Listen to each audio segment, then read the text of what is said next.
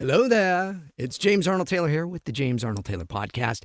It is a part 2 today. Look at that. With my dear friend Trevor Devall, who is the voice of Dookie on JATcast with me, as well as Rocket Raccoon on Guardians of the Galaxy, in which I got to be in Guardians of the Galaxy as well. I played Yondu and Cosmo. He's Emperor Palpatine in all the Lego Star Wars stuff. I asked Trevor to come on the show and be my special guest. Generally speaking, if I do an interview, it might go for, 45 minutes or something, but we went for like 80 some odd minutes. So I cut it up into 2 different parts.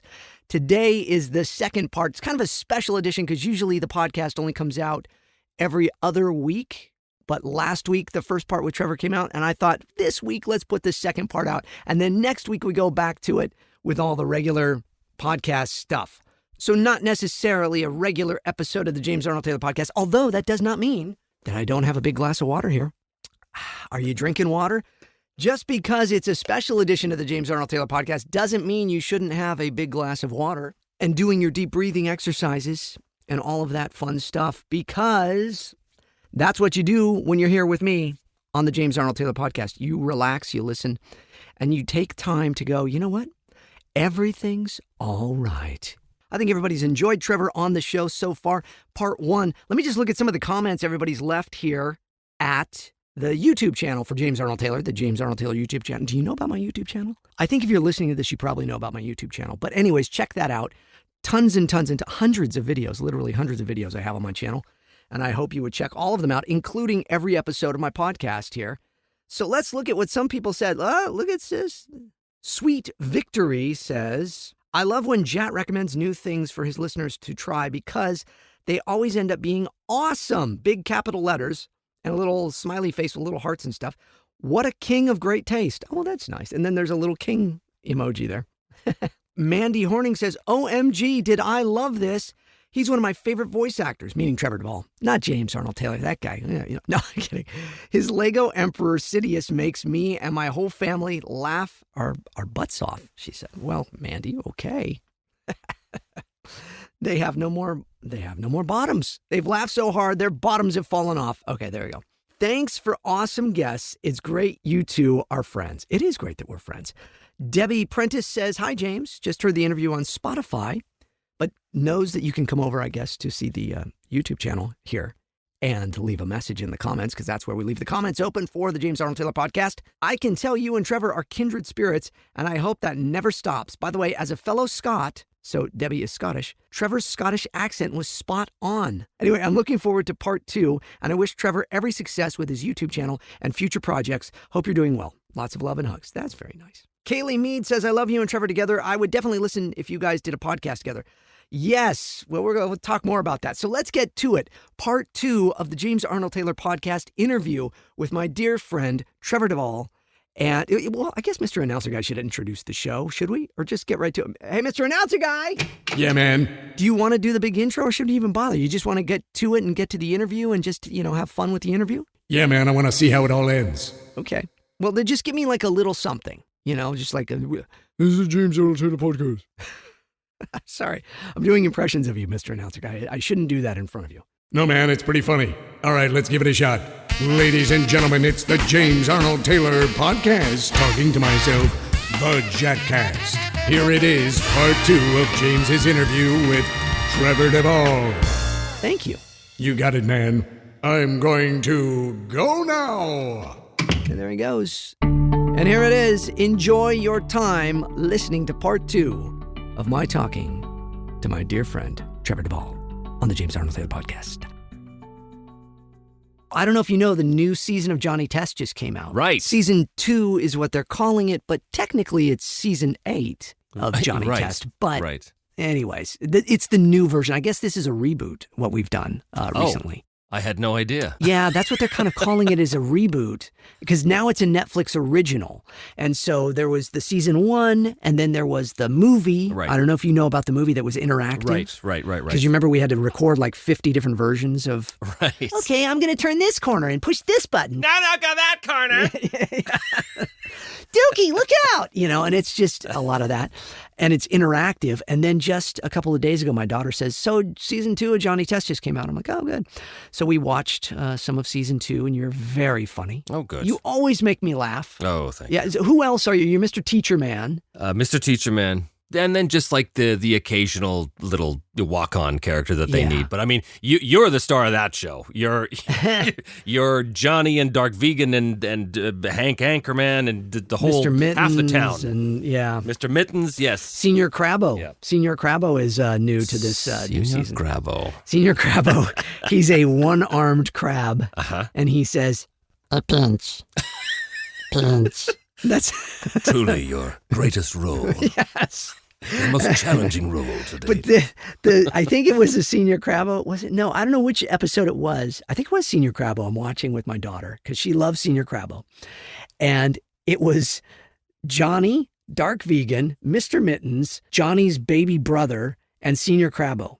And they were all having conversations with each other. And it was all me and then you as Dookie. No, it was just fun. I'm really grateful to Scott Fellows for giving us that opportunity to be able to be all these wonderful characters. No kidding. And and he's the reason why I have a career in LA to begin with, because he's the one that essentially brought me down here. I mean, when I got the job as Dookie to fill in for Louis Trillo, who had to leave the show for love, as far as I know. I'm not exactly sure what the story is. I think he got married to someone in Brazil or something like that. He had to move out of country. And so he couldn't work anymore. Right, and he had So there was that. So I got the job luckily and hit it off with Scott, and it was great. And then he did Big Time Movie up in Vancouver, which is the movie for Big Time Rush. Big Time Rush. And after that was over, he said, "Oh my God, you're the funniest thing in the movie. I'm going to set up a meeting with Nickelodeon. They're going to love you." And so I was like, I can't work in the States, right? No, you go down. They're going to love you. So I went down and I met with Nickelodeon, and they were like, "Oh, you're the best. What can we do to get you down here?" I was like, "Get me down here. Are you out of your mind? What are you saying?" And one thing led to another. Next thing, I'm like, all right, well, I guess I'll apply for a green card. And boom, you got the green card. And now you got to move to L.A. I'm like, move to L.A.? I don't want to move to L.A. I don't know. But all right, I'll go down. And then one thing, this. And then I got the F is for Family thing, and the Lego Star Wars thing, and the Rocket Raccoon thing. And it just, one thing led to another. So it was really him that I owe my whole current career to. Wow. So thanks, Scott, if you're listening. That's right. Thank you. Scott Fellows, this one's for you. The one, the only. I got to be on one episode of Big Time Rush, and I got to play regional manager Taylor, and that was fun because I was basically David Spade, and I look like David Spade. And then I was like, oh, I didn't know David Spade was on Big Time Rush. No, it was me. But anyways.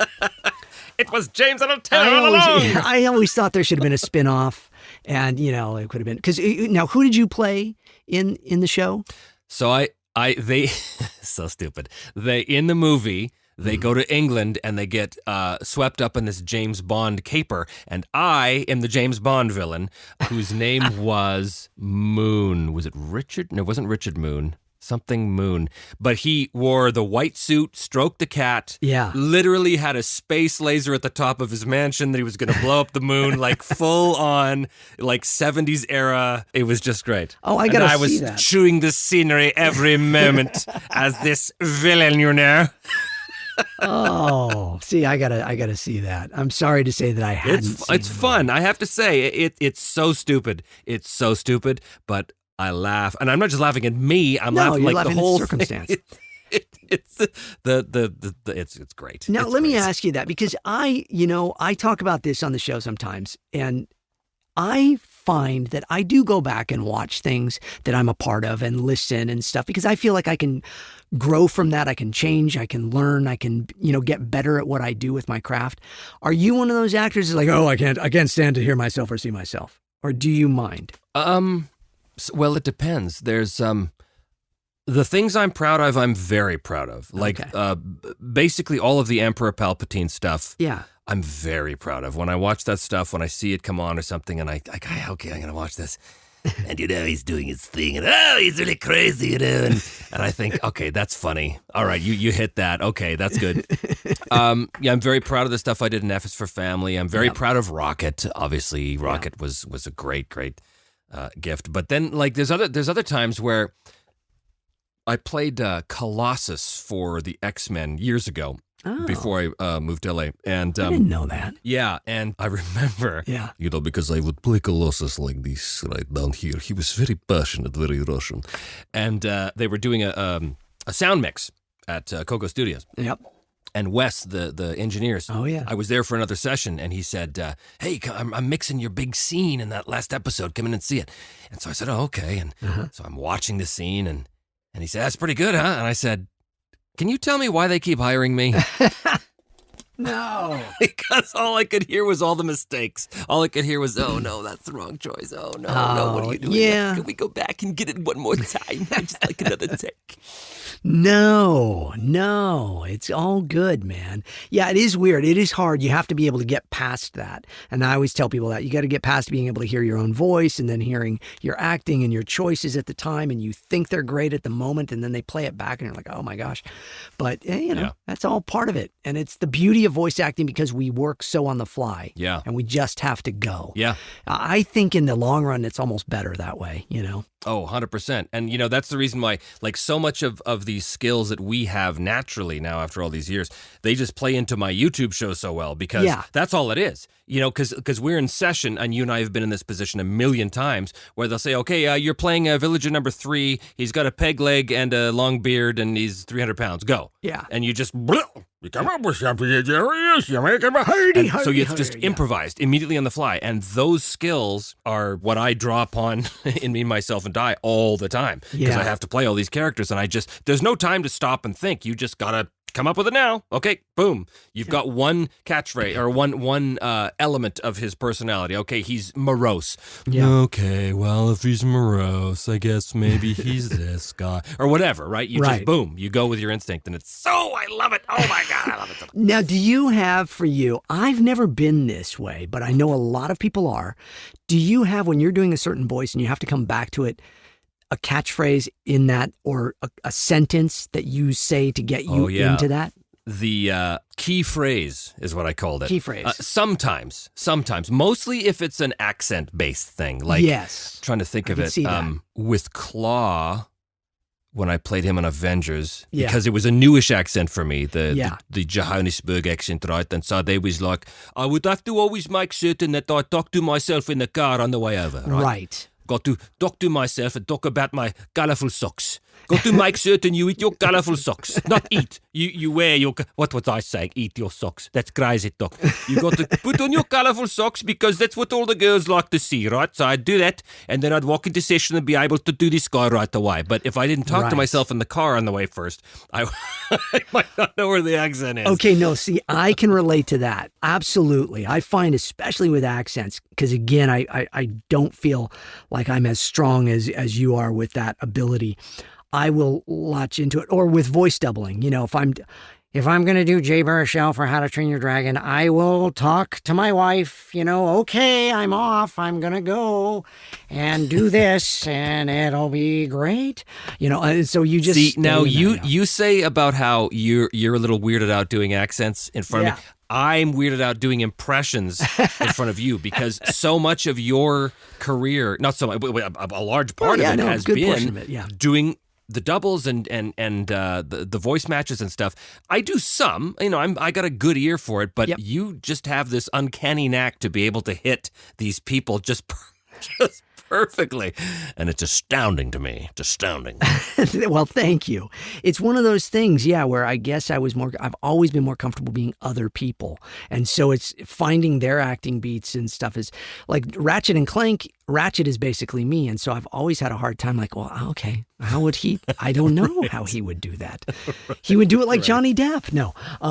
So, no, well, thank you. That's very kind. But, it's, and then you got the D. Bradley Baker who does creature effects and stuff, but you yourself, you do some pretty good creatures and sounds and stuff as well.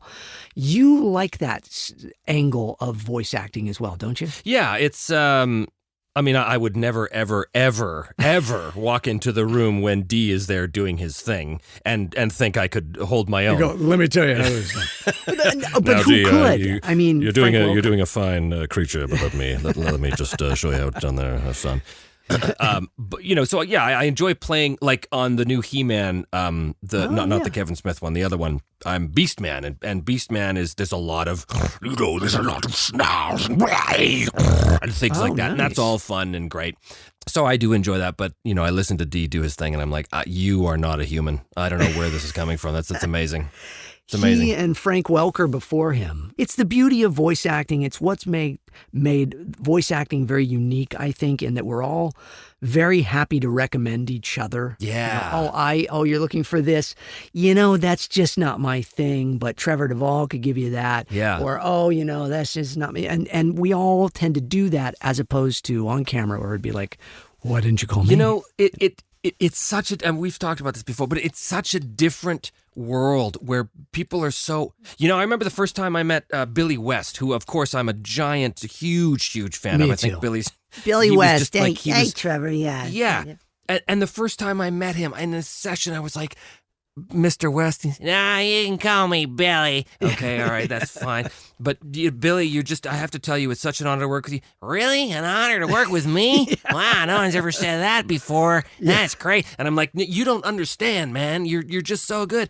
Well, okay, thanks. Now you got me all, now I'm all blushing and stuff. And it was just like, oh, wow, this is so great. Or when I worked with Frank on Scooby-Doo, my God, I got to be the guy in Scooby-Doo. He says, and I would have gotten away with it too if it wasn't for you darn kids. Yeah. I got a dream come true. I got to be that guy. There's Frank Welker right there doing his thing. Oh my God, it was the best. It's amazing. Back when I started, back in the day, and Casey Kasem was still doing Shaggy, and Casey became a good friend of mine, and he was such a sweet man. But you'd be standing there, and so Don Messick originally was Scooby, but Frank was Freddy, and then Frank became Scooby when Don Messick passed away. And I got to work with Don Messick when I was 18 years old, which was really cool. I got to go to his home recording studio in Santa Barbara, where I was from. I was working at the radio station, and they're like, I was working with an ad agency, and they said, we're going to do this commercial. You're going to play the young house, and we have a fellow by the name of Don Messick's going to play the old house. And I'm like, are you kidding me? And we're going to record at his home studio, and I'm in Don Messick, who is of course Papa Smurf, Scooby-Doo, Boo Boo Bear, Mr. Ranger, just so many, Ray Spannon, from Johnny Quest, not Johnny Test. Yeah. And such a classic voice actor. He and Mel Blanc were the two guys, really. Mm-hmm. And I got to work with him, and it was just so amazing. And then, so at the beginning of my career, there was still so many of these folks still working. I got to work with, Gary Owens and Casey Kasem and all these guys. Wow. Gary Owens, Gary had a story about Gary Owens. I always say it was 1963, and I was doing something very Gary Owens-like. Frank Sinatra came up to me and said, Gary. And he knew everybody, and he was just so cool. And Casey was the same way. Zoinks, like, hey, Scoob, he just had that. And he would stand. Like the rest of the cast would be sitting, people would be sitting. People sometimes stand, some people sit. You're a stander for the most part, aren't you? Or do you sit? Yeah, you stand. I work for a living. That's right. I stand up. I stand too. I'm standing now. But Casey would stand, and he was in his 70s doing Shaggy still, and he would stand for that whole session and just go through a 4-hour session. Zoinks, like, hey, Scoob, and it was just, it was such a treat to watch these guys work and to do this stuff. I mean, totally. I did a Loud House episode with Fred Willard just before he died.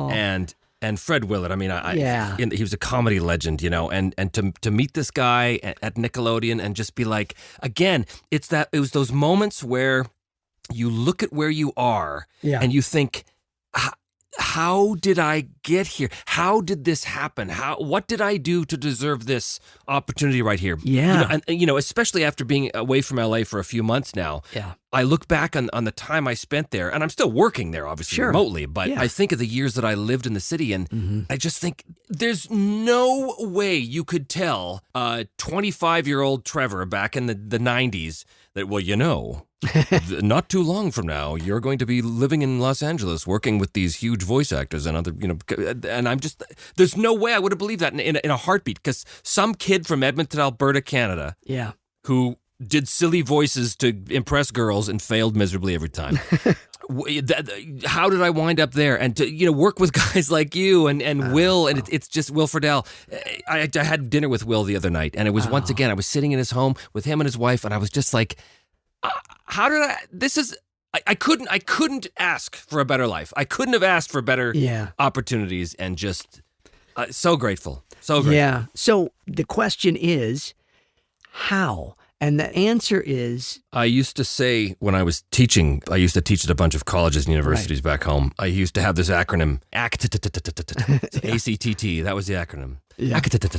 And they were the 4 pillars of a successful voiceover career. Okay. First one was attitude. You had to be the right attitude, which meant be someone we want to work with. Yes. Be someone who loves being there, loves their job, takes it seriously, but not takes themselves too seriously. There's a big difference between taking yourself seriously and taking the job seriously. Yes.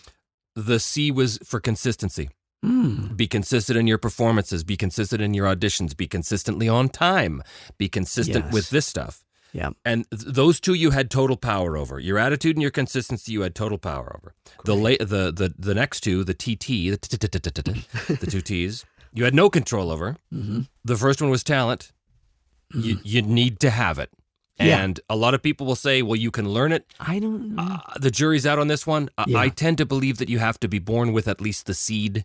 Yes. In order, and then you have to be in an environment where there's water for that seed. I agree. To encourage it to grow. Right. And then the last T was timing. Mm-hmm. Because timing's everything. And you have no control over that. It's just, you had to be there. You had to be in the right place at the right time. Yep. And the only control you have over that is to put yourself in situations where you could be in the room, and in the old days, in the before times, before the pandemic, when we were still, seeing other human beings in sessions and stuff. Yes. The idea was you want to get in the room. You have to find a way to get in the room and to show your stuff. You can't barge in the room. Obviously, you have to have legitimate ways of getting in the room. But, I'm here! I'm a small town boy from Iowa. I'm here to be a Hollywood superstar. Yes. So, attitude, consistency, talent, and timing. Those are the 4 pillars. Wow. And I still believe that to this day. That's great. Thank you for sharing that. We've never, all the years we've known each other, all the serious talks we've had about acting and everything, you've never mentioned that to me. So I'm thrilled. It only took an hour. I didn't want to destroy your dream. I'm sorry, James. It's just not going to work out. You don't have the time. Yes, sir. Yes. Okay, sir. I'll just go. Oh. Now quit talking to me and go back to your 80s sessions. Hey, let's talk for a second about this. And I mean, I'm taking all your time. I think what I'm going to do is turn this into a couple of different episodes. I'm going to make it a 2-parter for you because it's too good. It's going to be its own series. Let's just admit it. You and I both are big tech nerds. Oh, yeah. We love studios. We both happen to be in probably 2 of the nicest studios that voice actors have right now. You're in yours, I'm in mine, in our respective homes and states. And what I love is it sounds like we're right next to each other. And, Yeah, I was just thinking that earlier, actually. I was like, see, the technology, man, it's here. It wasn't always like this. No. But now it really is. I listen to you and I listen to me in the headphones. I'm like, we could be sitting across from each other. It's amazing. Yep. In fact, I'm looking out my window of my control room at a stormtrooper, and so I'm just imagining that that's you. Well, funny enough, that's what I'm wearing. Wait a second. How did you know? I put on my stormtrooper lingerie. I didn't hear the clunking of armor. It's very uncomfortable lingerie. But the tech side of it, you and I have had some of our best conversations about this because you and I both are fanatical about getting the right obsessive. sound. Obsessive. Yes, you even obsessive. more than me about getting the right sound in the booth and the microphone and the room and no echo and no boxy sound and all of that. Yeah. There is no real trick to it other than trial, error, don't you think? Yep, because every room, every space is totally different. Yep. You can do all the theorizing you want, and you can look at all the different YouTube videos that show you, how to make a room into a recording studio, dude. And, Sometimes it works, sometimes it doesn't. But every room is different. Every room needs different tweaking and different. Yep. I'm looking at my control room right now because I'm in the control room, not the booth. Oh, really? It sounds great. Yeah, it's well, I built a ceiling cloud. Okay. Which is 3 inches thick, Yep. and it's over the entire control area, and it has made a huge difference. And I'm so proud of it. I wish this was video, not just audio, because I could show you this beautiful pattern that I have. Yeah. It's reminiscent of my old pattern in my old studio in LA, Okay. and I love it. But I'm looking. Most of these panels in this room right now are the ones you gave me as like housewarming gifts or sent me because you didn't need them anymore. And every single one, it's a James Arnold Taylor special. Every single one. Here. That's great, man. Well, that does my heart good. But now your studio in LA was one of the nicest, if not the nicest home studio in Los Angeles. It really was great. I happen to have, I think now, the nicest home studio in the state that I'm in, but I'm biased. But what mic are you on? What are you talking to me on right now? Well, right now I'm on a Sennheiser 416. Are you really? Wow. I am, yeah. It's got a lot of nice resonance. I wouldn't have guessed that. Yeah, I'm on a Sen, and I've got the Neumann U87 in the booth. Yeah, with the backup, I have that one that you turned me on to, which is like the Studio Project C1. That's the one. That's my backup in the booth that I always have running just in case. And it's a great mic, and it emulates a U87 very well. Now, I am on the SE Electronics 2200, which I love, and I feel it emulates the U87 very well as well. And it's just got a great, nice sound to it. I've been using it a lot lately. It's the official mic of my podcast now, thanks to the folks at SE Electronics. So you ever want to try one, Trevor, just let me know, okay? I do. They make beautiful microphones, really great stuff. There's a video that everybody can see of me reviewing the mic. But I just know that, like you and I, it's the only time I can ask somebody, so what mic are you on? What are you doing? All that. And you'll actually get as excited as I am about that. And I think my fans will as well. Most people that listen to this show are very much into like the technology of it. So it's so much fun. It's so much fun. And I'm so proud of the fact that when I do sessions for my home studio, especially since we all went remote 2 years ago, I get these technicians in LA saying to me, dude, I listen to a lot of garbage now because of these actors in there, but your room is like sweet. It's one of the best. And I'm like, okay, good, because I strive for that. Yeah. I strive to make it sound good. The amount of time we spent on FaceTime and Source Connect, listening back and forth. Okay, how does that sound? And so we're on Source Connect now. I think primarily, is that generally how you're doing your sessions now? Source Connect is the most part? Yeah, most of the time. Yeah. Same with me. Source Connect, or they'll do for group IPDTL. Animation stuff.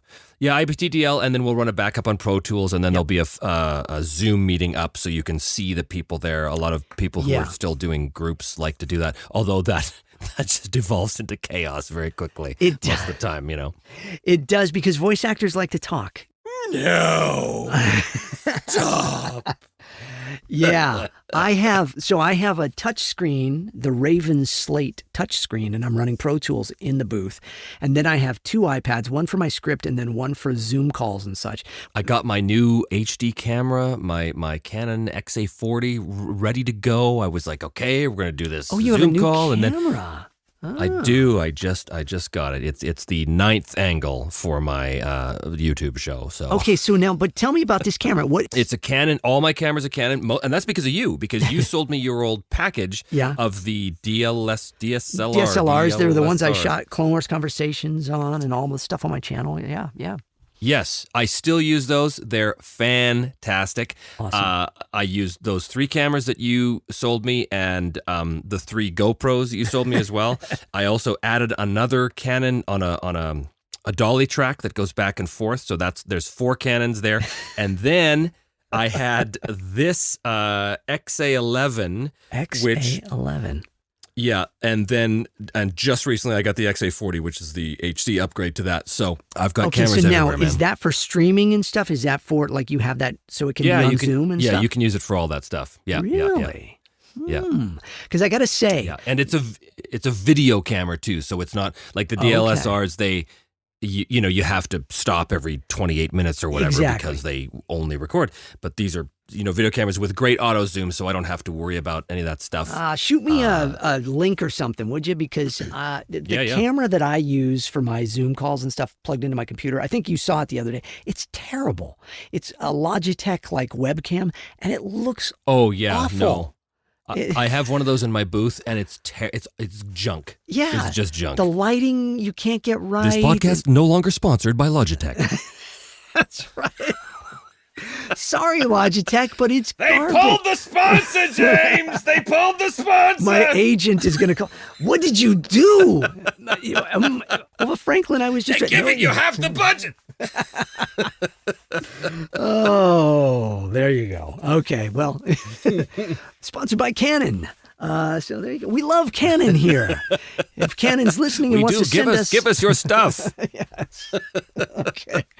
Well, Trevor, I don't want to take up more of your time because I've already taken over an hour of your life here. But what a joy, and we should do this again sometime. But I really hope people check out Me, Myself, and Die and subscribe, and also support you on Patreon and get all those cool things and watch you drink and talk about it, because that's right there. That alone is worth the money. Worth the price I should of be paying admission $10 right for that every month just to watch that.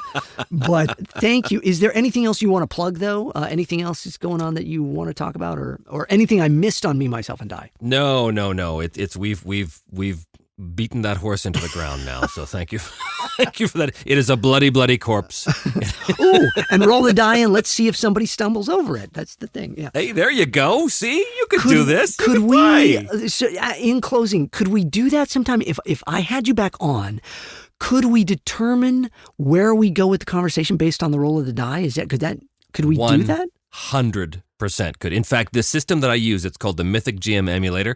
It's just as useful for authors, because all it is a tool for inspiring and sort of firing up your own imagination. But all it does is it harnesses your imagination and helps compartmentalize the ideas to put it into focus. Okay. So seriously, like I looked at the tool and I was like, well, this isn't just for Game Master. This is for authors. This is for anybody that needs to find a way to tell a story that is organic and consistent, but still allows you to it doesn't railroad you to into one way or spark another. new It's ideas fantastic. and directions and stuff. Yes. Okay, so next time you're on, let's use that to go and see where we go, because that would be. God, that's the best idea ever. Has anybody ever done that on a podcast? That's maybe this is a spin-off. Let's be the podcast. first. Okay, yeah. Now That's right. we'll trash this whole 70 some odd minutes, and you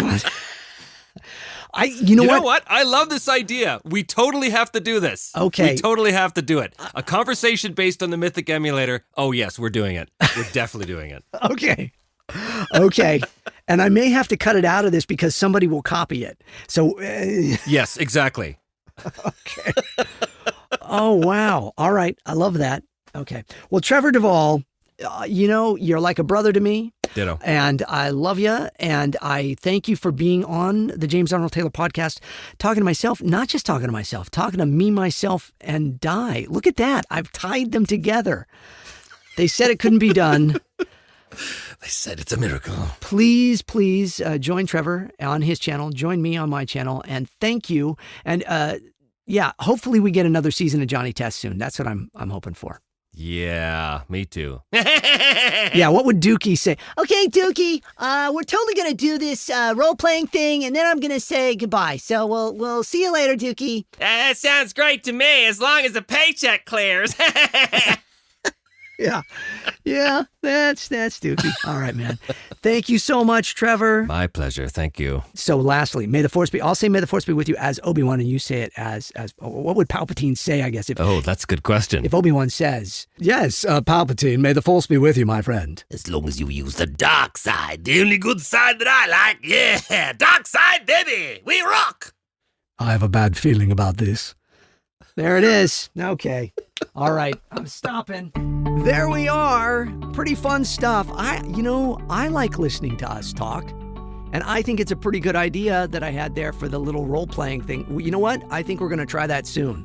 We're gonna try that soon. And I think when we do that, we're gonna do it video, not just audio. We'll do a video. So that way we can see the die. You can honestly see what rolls we're rolling and all of that. That's going to be fun. Hey, everybody, I really appreciate all of you listening to the James Arnold Taylor Podcast, this special edition, this part 2 of my time with Trevor Devall. And we'll do more of these. I'll interview some of my friends more here and there and everywhere. But next week, we will get right back to the regular podcast and all the cast of characters here. Hank and Billy and Mr. Announcer Guy and Reginald, Don't Call Me Reggie, and Bob and everybody coming in and talking and having fun. But please, please have a wonderful week. God bless you all. Take care of yourselves. And, we should have Mr. Announcer Guy do the legal mumbo jumbo, shouldn't we? Okay, Mr. Announcer Guy, come on back. Yeah, man, you almost forgot. That would have been bad. Yeah, I don't know what would happen if we didn't do the legal mumbo jumbo. I don't think anybody would actually care. But it's fun. So go for it, dude. Talking to Myself, the James Arnold Taylor Podcast is a production of Yumigo Inc., recorded at Chat Studios. Engineered, written, recorded, and produced by, you guessed it, James Arnold Taylor. All voices are parody and should be construed as entertainment only. All music and sound effects used with permissions and licenses through Backtracks, Digital Juice, Production Tracks, and Partners in Rhyme. James Arnold Taylor's Talking to Myself, the Podcast. Copyright 2022, all rights reserved. All right. Thanks again, everybody. Join me next week for another episode. Please spread the word as well. Please tell everybody about the James Arnold Taylor Podcast. Subscribe, like, comment at YouTube. Give me a 5-star review if you would, if you'd be so kind. Well, unless you don't like it, then I guess you wouldn't give me a 5-star review, but that's fine. That's fair. I understand. But yeah, you know what I mean. So the Apple Podcast there, that's the place to do it. I really appreciate it if you would. And I look forward to seeing what happens next time on the James Arnold Taylor Podcast when I open my mouth and say stuff, because I just don't know. I never know. There it is. All right, I'm doing what they call talking up the end of the song, waiting pretty much. I'm just kind of killing time until the song ends and hits that little ding dong, ding dong, ding, and then I say goodbye.